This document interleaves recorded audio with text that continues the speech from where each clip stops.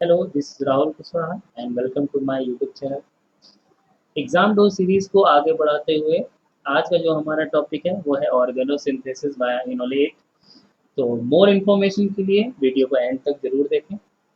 Enolate जो organic compounds होते हैं which is very useful for many organic reactions due to their reactivity. अब हम लोग यहाँ इसी की बात करते हैं कि जो भी हमारे इनोलेट्स होते हैं उनकी जो एक्टिविटी होती है वो किस वजह से होती है। तो that is active methylene group. Active methylene group होते क्या है? That is simple methylene group. इसको अगर हम लोगों को एक्टिव बनाना होगा तो इसके बोथ साइड हम लोग क्या करेंगे, इलेक्ट्रॉन विड्रॉइंग ग्रुप अटैच कर देंगे। इलेक्ट्रॉन विड्रॉइंग ग्रुप का नेचर क्या होता है? इलेक्ट्रॉन को विड्रॉ करना। तो ये अपनी तरफ इलेक्ट्रॉन विड्रॉ करेंगे। That's why the bond between carbon and hydrogen, that is CH bond, becomes very weak and hold acidic character. तो ये जो प्रोटॉन्स हैं मिथाइलिन ग्रुप के, वो क्या होते हैं? एसिडिक हो जाते हैं, जिसकी वजह से इसकी रिएक्टिविटी क्या होती है? बढ़ जाती है। तो सिंपल सी अगर इसको डेफिनेशन फॉर्म में बात करें एक्टिव मिथाइलिन ग्रुप की, तो आप यहाँ देख सकते हैं सिंपल सी डेफिनेशन लिखी हुई है कि the class of compounds which contain a CH2, that is methylene group, directly attached with two electron withdrawing group. There are some examples which contain methylene group, that is first one is 2-nitroethanol. Nitro group is a withdrawing group and carbonyl group also a withdrawing group. That's why this CH2 is active. Next one is malonic acid. It is also active methylene compound. Ethyl acetoacetate, and last one is diethyl malonate. It is also a active methylene compound. So in your syllabus, only two active methylene compounds we studied, that is ethyl acetoacetate and diethyl malonate. Diethyl malonate का जो lecture है वो मैंने पहले ही record कर लिया था, YouTube पर है वो वीडियो। इस वीडियो के डिस्क्रिप्शन में आपको उसका लिंक मिल जाएगा, आप वहां से जाकर उसको देख सकते हैं। तो आज की इस वीडियो में केवल और केवल हम लोग क्या करेंगे, इथाइल एसिटोएसीटेट के बारे में पढ़ेंगे, डाईथाइन्स क्या होते हैं और इनामीन्स क्या होते हैं। तो स्टार्ट करते हैं इसी के आगे। अब हम लोग अपने कंपाउंड्स की तरफ बढ़ते हैं। तो सबसे पहले नेचर देखिए क्या है। मैंने अभी अभी आपको बताया कि जो मिथाइलिन ग्रुप का जो हाइड्रोजन है वो कैसा है? एसिडिक है। तो वो किसी न किसी बेस के साथ रिएक्ट करेगा और बेस के साथ रिएक्ट करेगा तो अपना प्रोटॉन क्या कर देगा? गिव अप कर देगा। तो प्रोटॉन वहां से ये एक्सेप्ट करेगा, बेस एक्सेप्ट करने के बाद में ऑक्सीजन पे कैसा चार्ज आएगा? नेगेटिव। आप यहाँ देख सकते हैं ऑक्सीजन पे नेगेटिव चार्ज है। दिस वन इज, देखिए यहाँ डबल बॉन्ड है तो इन, और ये इतना ईस्टर ग्रुप हो गया तो इसको इनोलेट बोल सकते हैं हम लोग, ठीक। और जो भी फॉर्मेशन ऑफ इनोलेट होता है वो किस मैकेनिज्म के थ्रू होता है? वो SN2 मैकेनिज्म के थ्रू होता है, that is bimolecular nucleophilic substitution reaction. And enolates also a nucleophile, या ये कहें कि बहुत अच्छा न्यूक्लियोफाइल होता है। और रिएक्शन भी कैसी हो देता है हम लोगों को? SN2 reaction. किसी अदर रिएक्टेंट के साथ वो रिएक्शन करने के बाद में कैसा देगा? SN2 रिएक्शन देता है। अब जो हमारे सिलेबस में है एसिटो एसिटिक ईस्टर कहें या इसको कहें इथाइल एसिटो एसिटेट, शॉर्ट फॉर्म में इसको EAA या AAE कहा जाता है।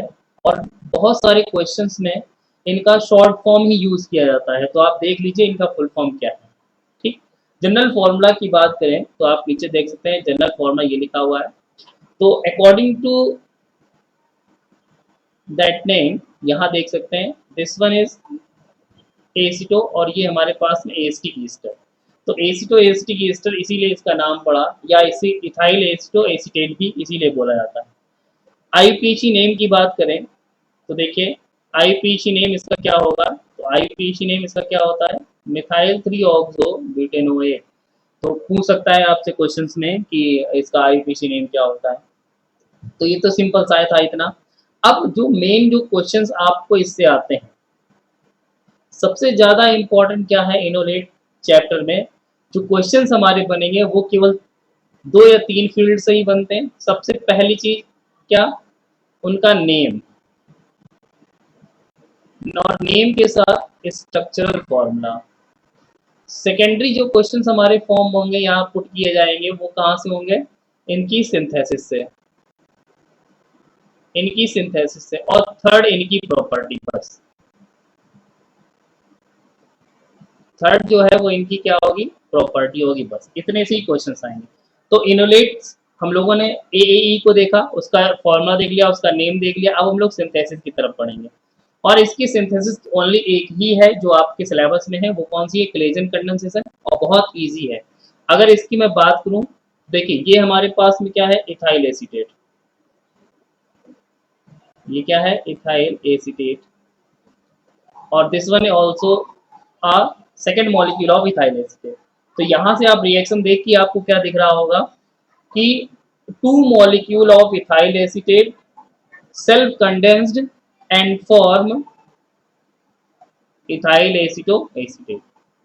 तो 2 मॉलिक्यूल होते हैं हम लोगों के क्लेजन कंडेंसेशन में इथाइल एसीटेट के, और उसके थ्रू हम लोग क्या बना लेते हैं, अपना AAE को फॉर्म कर लेते हैं। पेपर अब आपका ऑब्जेक्टिव हो गया है, तो मैकेनिज्म की इतनी नीड नहीं है।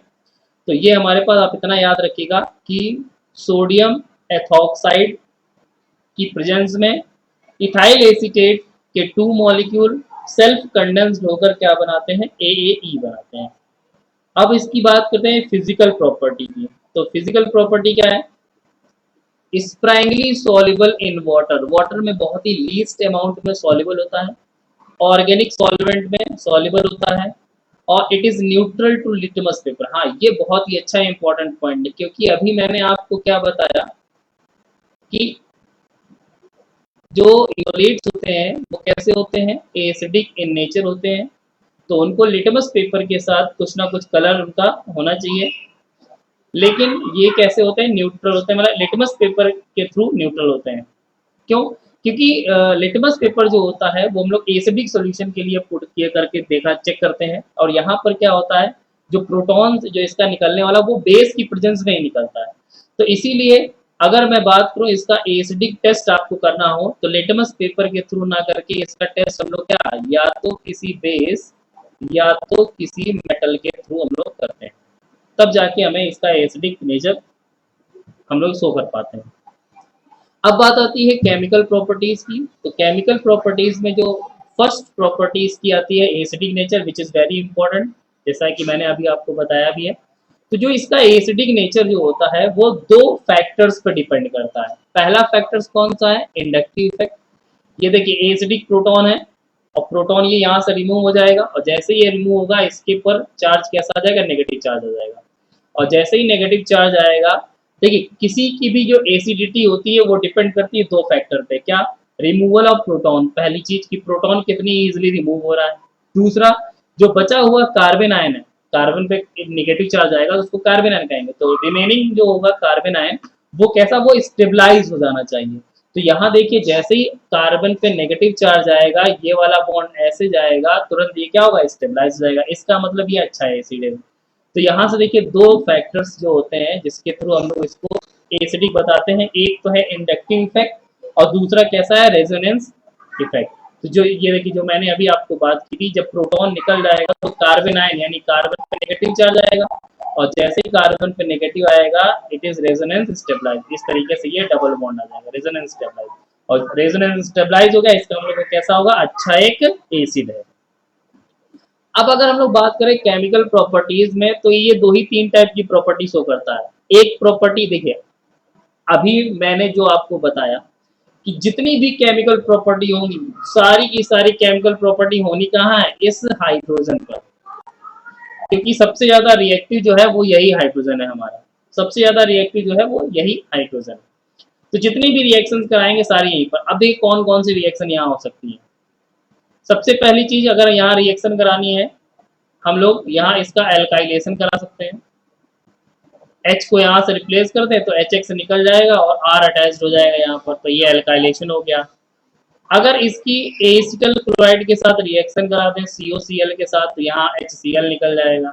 ऐसी ही और भी जो रिएक्शंस होंगी, एसिड हम लोग तो एसिड का फॉर्मेशन करेंगे, अभी डाई कार्बोक्सिलिक एसिड का फॉर्मेशन करेंगे, कीटोन बनाएंगे, वो सब इसी हाइड्रोजन फ्लो में।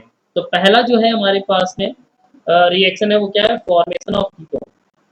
बहुत ईजी है, करना कुछ नहीं है, हाइड्रोलिसिस के थ्रू हम लोग कीटोन बनाते हैं। ये हमारे पास AAE है।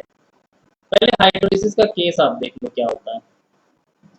हाइड्रोलिसिस का केस क्या होता है, जब भी आप हाइड्रोलिसिस कराओगे, यहाँ पर इसके थ्रू हाइड्रोलिसिस कराते हैं, आपको करना क्या है, यहाँ से आप ब्रेक करोगे, इसको आप दे दो H और इसको OH, तो ये एसिड में कन्वर्ट हो जाएगा। तो देखो ये आपका एसिड में कन्वर्ट हो गया। देन इसका डिहाइड्रेशन करा दो, तो यहाँ से CO2 जो है वो यहाँ से रिमूव हो जाएगी, रिमेनिंग H इसको मिलेगा, तो ये CH3 हो गया। अब इतना कुछ भी नहीं याद रखना है। अगर आपके कीटोन की फॉर्मेशन आए तो आपको क्या करना है, इतने पार्ट को यहाँ से हटा दो और इसी को H दे दो, तो ये हमारे पास कीटोन बन गया। सिंपल सा यहाँ कीटोन हमारा फॉर्म हो गया। क्लियर हो गया ये? चलिए आई होप सो। आगे देखते हैं। जैसे ये है, अब डाई कीटोन कैसे फॉर्म करेंगे, तो सबसे पहला काम क्या है, देखो अब यहाँ पर देखिए ये रिएक्शन आ गई। तो सबसे पहला मैंने बताया, सबसे पहले एसिड बेस रिएक्शन होती है। तो यहाँ से एक H और यहाँ से ये Cl, ये दोनों रिमूव हो जाएंगे। तो क्या बनेगा यहाँ से, जब इन दोनों की रिएक्शन होगी, CH3 C double bond O CH, ये आ जाएगा आपका C double bond O CH3। यहाँ देखेंगे क्या है, O C2H5। अब देखिए यहाँ पर इसको लिखें या तो फिर सेम प्रोसीजर होता है कि आपको क्या करानी है, हाइड्रोलिसिस करानी है। तो सिंपल सी चीज मैंने आपको क्या बताया कैसे करना होता है, इतने पार्ट को यहाँ से हटाओ और इसको H दे दो। तो जब इसको H दे दोगे तो क्या बनेगा, CH2। तो देखिए डाई कीटोन बन गया, पहला कीटोन दूसरा कीटोन, डाई कीटोन हमारा फॉर्म हो गया। तो जैसा आपसे क्वेश्चन कहा जाए तो सबसे पहली आप प्रायोरिटी किसको देंगे, एसिड बेस रिएक्शन, उसके थ्रू आप आगे प्रोसीड करेंगे। नेक्स्ट जो है वो है हमारा formation of alpha beta unsaturated carboxylic acid. Alpha beta unsaturated means क्या आएगा, डबल बॉन्ड। कार्बोक्सिलिक एसिड का मतलब जिसमें एसिड ग्रुप लगा हो, तो ये दोनों प्रॉपर्टी होंगी।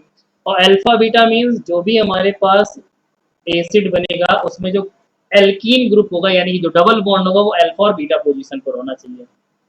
अब देखिए इस रिएक्शन को हम लोग क्या कहते हैं, नोवेंजल रिएक्शन कहते हैं। नोवेंजल रिएक्शन में देखिए क्या होता है, आपके सिलेबस में दो टाइप की केवल है। एक बार हम लोग एल्डिहाइड के थ्रू रिएक्शन कराते हैं, एक बार बेंजल्डिहाइड। और किसके साथ कराते हैं, AE के साथ। तो जब एल्डिहाइड की एसिटल्डिहाइड की रिएक्शन आप AE के साथ कराएंगे तो आपका कौन सा एसिड बनता है, क्रोटोनिक एसिड बनता है, ठीक। और जब बेंजल्डिहाइड के साथ इसकी रिएक्शन कराएंगे तो क्या बनता है, सिनेमिक एसिड बनता है। अब इसकी रिएक्शन देखो कैसे करनी होती है, ध्यान सुनो। सबसे पहला काम क्या करना है, आपको अल्फा बीटा एसिड बनाना। तो एसिड आपने लिख लिया ऐसे। अब एसिड के बाद में इसके बगल वाला कार्बन होता है अल्फा, तो ये अल्फा हो गया। बीटा बनाओगे तो इसके बगल में एक और लिखना पड़ेगा ऐसे। और अब क्या लगेगा, जिसके साथ जो भी एल्डिहाइड आप रिएक्ट करा रहे हो उसका एल्किल ग्रुप। अगर आप बेंजल्डिहाइड के साथ कर रहे हो तो बेंजल्डिहाइड बनेगा, तो ये हमारा कौन सा एसिड बनेगा, सिनेमिक एसिड। और अगर एसिटल्डिहाइड के साथ अगर आपकी AE के साथ रिएक्शन हो रही तो सेम वही प्रोसेस कि आपको अल्फा बीटा एसिड पता है, अल्फा बीटा एसिड ये बनता है। अब ये एल्किल ग्रुप, तो अब की बार एसिटल्डिहाइड के साथ कराइए तो यहाँ CH3 आ जाएगा। तो this one is a crotonic acid. तो ये एक शॉर्ट ट्रिक होगी कि आप कैसे बनाओगे इसको। तो एल्डिहाइड की रिएक्शन अगर हम लोग AE के साथ कराते हैं तो पहली चीज क्या याद रखनी है, इस रिएक्शन को हम लोग कहते हैं नोवेंजल रिएक्शन।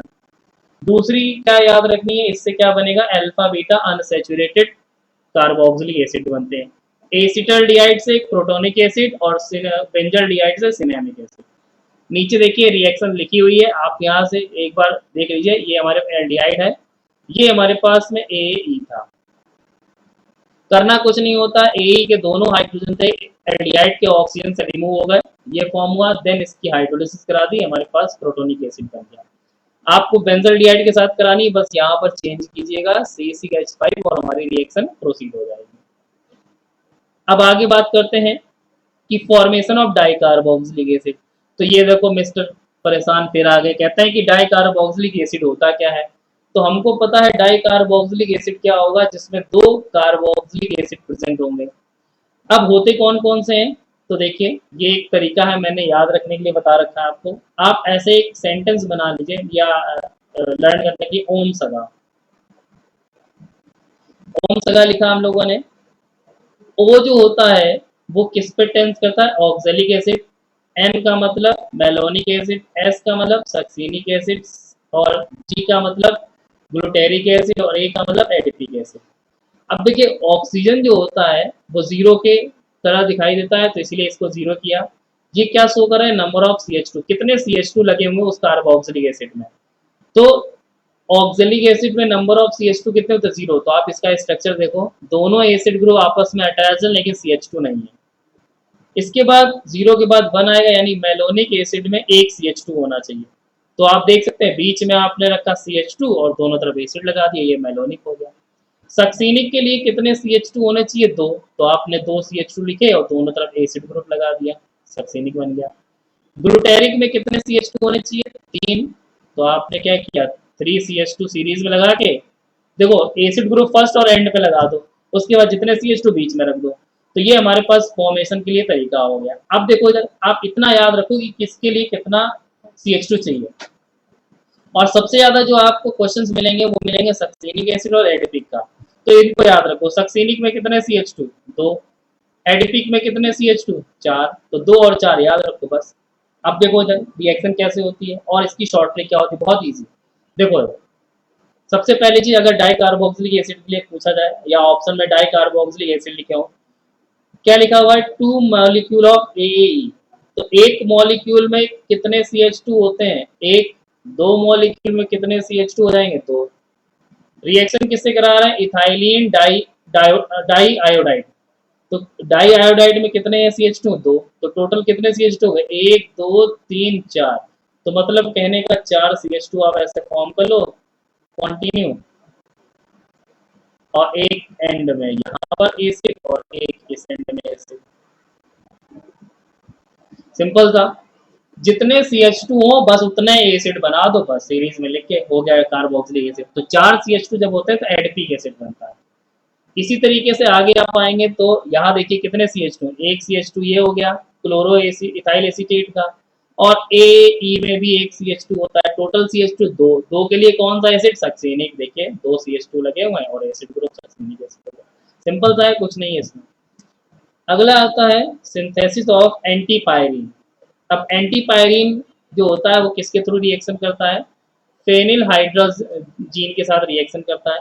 तो फेनिल हाइड्रोजीन का फॉर्मूला होता है C6H5NH2, ये फॉर्मूला होता है। इसके थ्रू रिएक्शन कराएंगे तो सेम वही प्रोसेस। देखिए ये हम लोगों ने AAE ले लिया, सिस्टमैटिक उसको लिख दिया, ये हमारा फेनिल हाइड्रोजीन है। तो देखिए ये NH2 पार्ट था, NH2 के दोनों हाइड्रोजन इस ऑक्सीजन से निकल गए, और जो NH ये लगा था, इस NH का नाइट्रोजन जो था वो एथिल अल्कोहल के साथ रिमूव हो गया। अब कितने मेंबर की रिंग बनी, देखिए यहाँ से 1 2 3 4 और ये 5, 5 मेंबर की एक रिंग बन गई। देखिए 5 मेंबर की एक रिंग बनी हुई है। इसी को हम लोग एंटीपायरीन कहते हैं। और इसका यूज कहाँ किया जाता है, जो ईयर ड्रॉप्स आते हैं आपके, अगर कान में कोई प्रॉब्लम आ जाए, वहां पेन होने लगे, तो ये पेन किलर का काम करते हैं और ईयर ड्रॉप पे यूज किया जाता है। तो ये भी क्वेश्चन आपसे पूछा सकता है कि एंटीपायरीन का यूज क्या है, तो वो ईयर ड्रॉप में यूज किया जाता है। अब आगे आते हैं सिंथेसिस ऑफ 4 मिथाइल यूरेसिल। ये तो इंपॉर्टेंट है ही है, लेकिन अभी कभी भी आपको यूरेसिल दिख जाए तो इसका मतलब आप ये जान लीजिए कि यू से यूरेसिल, यू से यूरिया, तो यूरिया के साथ रिएक्शन करानी है। और यही एक रिएक्शन है जहां पर हम लोग इनॉल फॉर्म का रिएक्शन करते हैं। अभी इनॉल फॉर्म इसी नेक्स्ट हम लोग डिस्कस करेंगे इनॉल्व फॉर्म होता क्या है। तो अभी बस आप देख लीजिए, अच्छा पहले डिस्कस कर ही लेते हैं, देख लीजिए सही, ये इनॉल्व फॉर्म की बात करें तो आप सबने पढ़ा होगा कीटो इनॉल्व टोटोमेरिज्म। कीटो इनॉल्व टोटोमेरिज्म होती क्या है कि two real existing structural isomer, तो दो रियल फॉर्मूले होंगे, तो एक कौन सा होगा कीटो फॉर्म होता है और दूसरा कौन सा होता है इनॉल्व फॉर्म। तो ए ई की बात करते हैं और ये कैसे होते हैं म्यूचुअली इंटर कन्वर्टिबल, या ये कहें कि ये कैसे होते हैं dynamic in nature. Keto convert होगा इनॉल में और इनॉल कन्वर्ट होगा कीटो में।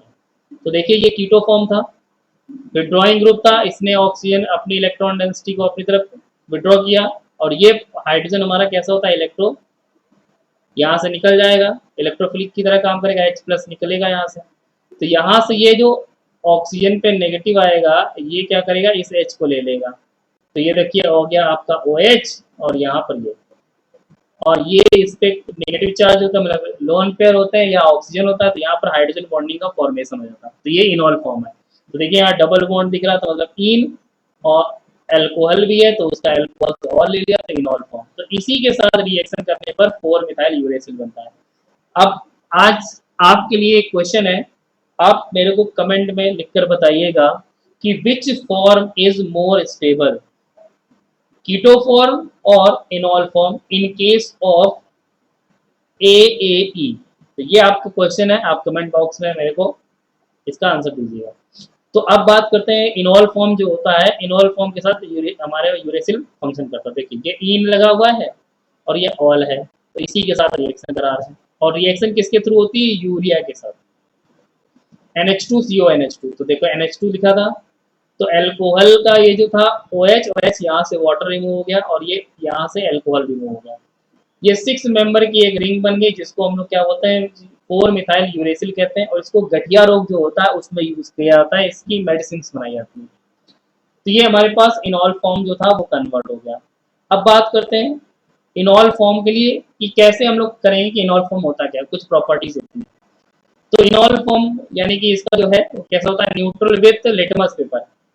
देखो जो इनॉल फॉर्म जो होता है OH, ये H तो वैसे एसिडिक होता है और इसकी वजह से हमको लिटमस टेस्ट मिलना चाहिए, लेकिन लेकिन यहाँ पर क्या है हाइड्रोजन बॉन्डिंग फॉर्म हुई है जिसकी वजह से ये H निकल नहीं पाता और वो हमको क्या नहीं दे पाता है, उसका लिटमस टेस्ट नहीं दे पाता है। अब देखिए acidic proton of ketone react with metal और बेस, यही चीज है कि मेटल और बेस के साथ रिएक्शन करता है जो कीटो फॉर्म होता है। रिएक्शन विद HCN, अब देखिए HCN के रिएक्शन, तो कीटो फॉर्म जो होता है वो HCN के साथ रिएक्शन करके क्या बनाता है, हम सबने पढ़ा है साइनोहाइड्रिन। क्या बनाता है ये साइनोहाइड्रिन। साइनोहाइड्रिन बनने का रीजन क्या है, क्या कंफर्म करेगा कि उसमें एक कीटो फॉर्म होता है। नेक्स्ट पॉइंट क्या कह रहा है, एसिटिल डेरिवेटिव, एसिटिल डेरिवेटिव मतलब CH3COCl, इसके साथ रिएक्शन कराएंगे तो ये जो एल्कोहल के साथ रिएक्शन करता है तो HCl निकल जाएगा और एसिटिल डेरिवेटिव बनेगा। ये क्या प्रूव करता है कि हमारे पास इनॉल फॉर्म है, यानी कि एक हाइड्रोक्सी ग्रुप है। नेक्स्ट अगर हम लोग इसमें ब्रोमीन वाटर के साथ रिएक्शन करा दें तो ब्रोमीन वाटर का रिएक्शन क्या होता है डीकलराइज हो जाता है, उसका कलर उड़ जाए, तो ब्रोमीन वाटर हम टेस्ट किसका देता है डबल बॉन्ड का। तो हमको कंफर्म हो गया कि हमारा जो इनो जो AE है उसमें वो दो फॉर्म में एग्जिस्ट करता है, कीटो फॉर्म में भी और इनॉल फॉर्म में। कीटो फॉर्म के लिए हम लोग क्या किसकी रिएक्शन करते हैं HCl की, जो कि कंफर्म करता है कीटो फॉर्म है। एल्कोहल ग्रुप की कंफर्मेशन के लिए हम लोग एसिटिल क्लोराइड से रिएक्शन कराते हैं, और डबल बॉन्ड की कंफर्मेशन के लिए हम लोग डिकलराइज करते हैं किसको, ब्रोमीन वाटर को, वो क्या करता है डिकलराइज कर देता है। तो यहाँ से हम लोगों का जो AAE था वो कंप्लीट हो चुका है। अब हम लोग पढ़ेंगे नेक्स्ट जो है हमारे पास वो क्या है डाईथाइएन, जो कि इंपॉर्टेंट है, बहुत छोटे छोटे टॉपिक अब दो बचे हुए हैं। तो डाईथाइएन होता क्या है, देखिए क्या लिखा हुआ है नॉन एरोमेटिक, एरोमेटिक नहीं है, हेट्रोसाइक्लिक कंपाउंड होता है, इसका मतलब कोई ना कोई हेट्रोसाइक्लिक होगा, यानी कि नाइट्रोजन ऑक्सीजन सल्फर में कुछ भी प्रेजेंट होगा। Containing 2 sulphur atom, 2 sulphur atom present होते हैं और जिसकी पोजीशन क्या होती है 1 और 3, पोजीशन क्या होती है 1 और 3 होती है, 2 सल्फर एटम होते हैं, नॉन एरोमेटिक होते हैं, हेट्रोसाइक्लिक होते हैं, और रिंग कैसी होती है सैचुरेटेड, यानी कि डबल बॉन्ड भी नहीं होगा। तो ये देखिए स्ट्रक्चर हो गया इसका,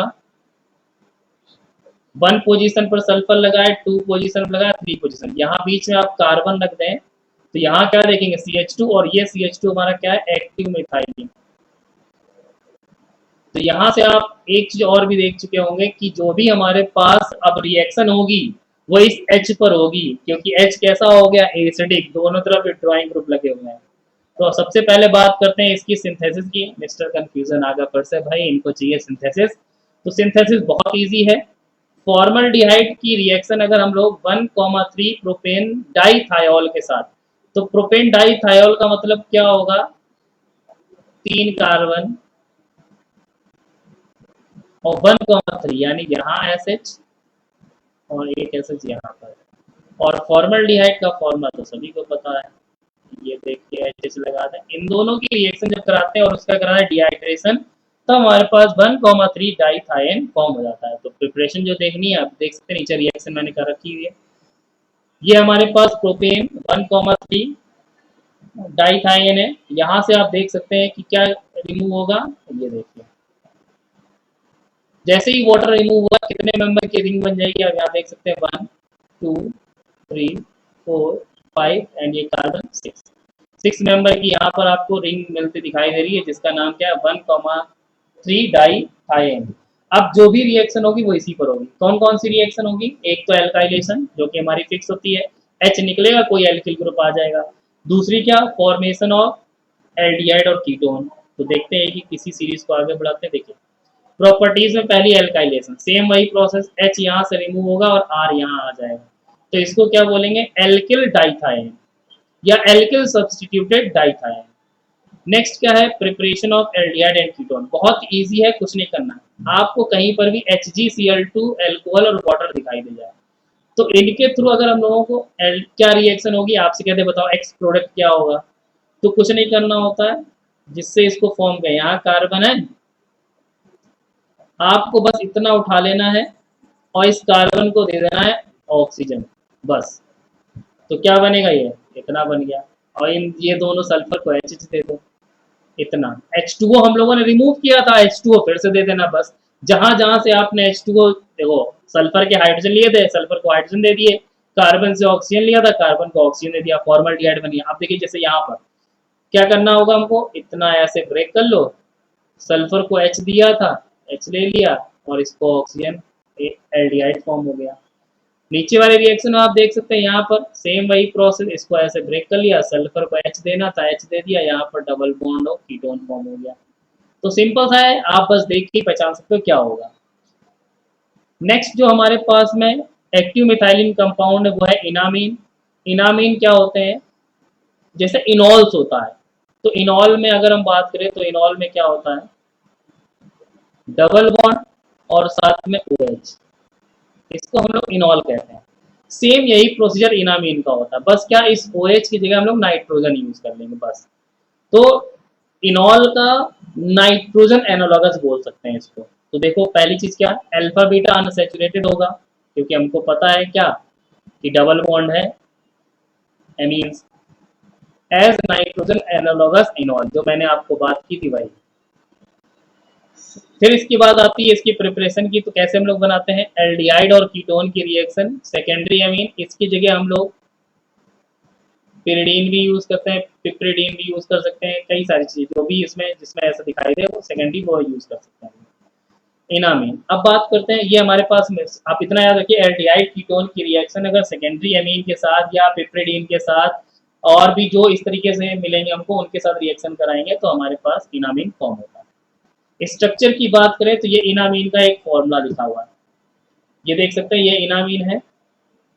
अल्फा बीटा कैसे बोल सकते हैं, ये अल्फा पोजीशन, ये बीटा।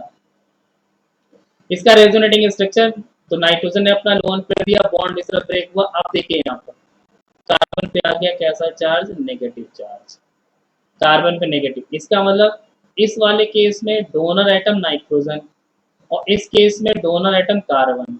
और मोस्टली जो होता है इलेक्ट्रॉन डोनेट करने का काम कार्बन करता है, क्यों, क्योंकि कार्बन कार्बन बॉन्ड जो होता है वो बहुत ज्यादा स्ट्रॉन्ग होता है, इसीलिए जब भी हम लोग फॉर्मेशन करते हैं वो कार्बन के थ्रू करते हैं। तो बोथ कार्बन, नीचे देखिए लिखा भी है, both carbon and nitrogen donate electron, दोनों ही डोनेट कर सकते हैं, लेकिन जो कार्बन है वो जल्दी डोनेट करता है। और इस रिएक्शन आप लोगों ने बीएससी सेकेंड ईयर में हो सकता है पढ़ा हुआ, एक मैनिज बेस रिएक्शन। तो मैनिज बेस रिएक्शन में इसका यूज हम लोगों ने किया था। और ये कैसा होता है, न्यूक्लियोफाइल होता है। अब ध्यान से देखिए, अगर यहाँ पर हाइड्रोजन लगा हो तो हाइड्रोजन रिमूव होगा। एल्काइलेशन सेम, मैंने क्या बताया, प्रोसेस कहाँ से होगा, प्रोसेस हमेशा कार्बन से होगा। ये बैक करके नीचे आया, यहाँ आया, कार्बन पे आएगा नेगेटिव, और नेगेटिव ने इस एल्किल ग्रुप को एक्सेप्ट कर लिया। तो देखिए एल्किल ग्रुप पे ये आ गया, नाइट्रोजन ने अपना लोन पेयर दिया होगा तो इस पे आ गया पॉजिटिव चार्ज, और ये जो एक्स नेगेटिव यहाँ से निकला वो यहीं आ गया। तो प्लस माइनस जब भी आता है सॉल्ट होता है, तो इसको हम लोग क्या बोलते हैं, इमीनियम सॉल्ट। इसको हम लोग क्या बोलते हैं, इमीनियम सॉल्ट। और इसकी अगर हम लोग करा दें हाइड्रोलिसिस, तो हाइड्रोलिसिस कराने के बाद में हमारे पास में क्या बनता है, एल्डिहाइड या एल्काइलेटेड एल्डिहाइड और कीटोन बनता है। और साथ ही साथ हमारा जो सॉल्ट प्रोसीजर था वो यहाँ से रिमूव हो जाता है। तो this is all about enolate, thiene and enamines. Malonic ester का जो लेक्चर है वो मैं लिंक डिस्क्रिप्शन में दे दूंगा, आप जाके वहां से देख लीजिएगा। आई होप आप सबको अच्छा लगा होगा। और इसी सीरीज को आगे बढ़ाते हुए नेक्स्ट टॉपिक जो होगा वो हम लोग कार्बोहाइड्रेट पढ़ेंगे। तो wait and watch. Thank you for watching.